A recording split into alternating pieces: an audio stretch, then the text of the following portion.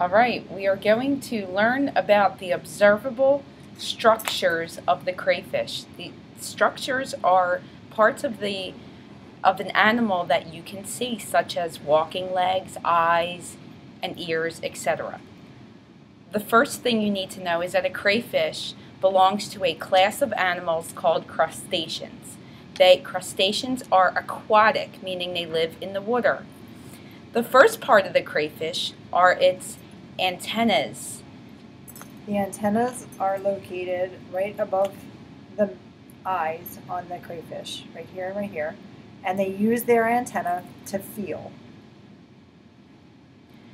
The next observable structure of a crayfish are its bristles. These are short hairs on the crayfish. The bristles are kind of hard to see, but they're right at the edge. They're right at the edge along the tail flap of the crayfish. Good. And they help them to sense their environment. Another structure of the crayfish is the carapace. That is the main body shell of the crustacean. The carapace has the number 3 on the crayfish. So if I hold him up here, you can see this whole part along here is the carapace.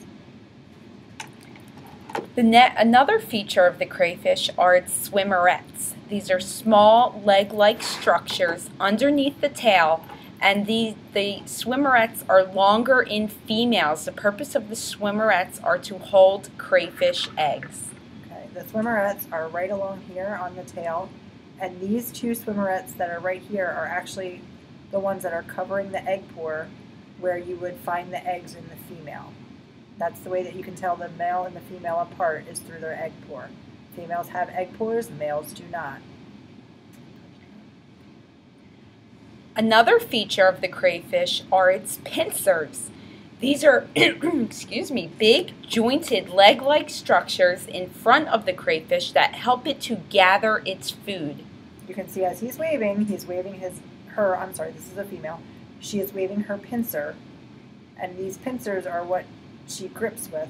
As you can see that she gripped the pencil, and she holds on pretty tight.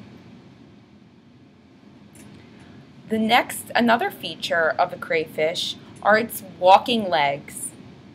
The walking legs, there are 8 walking legs on the crayfish behind the pincers in front of the tail flap. 1, 2, 3, 4, 5, 6, 7, 8.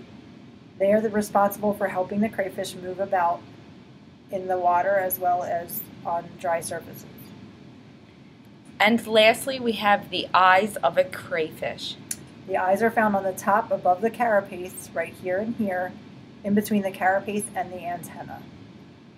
And obviously they are for seeing.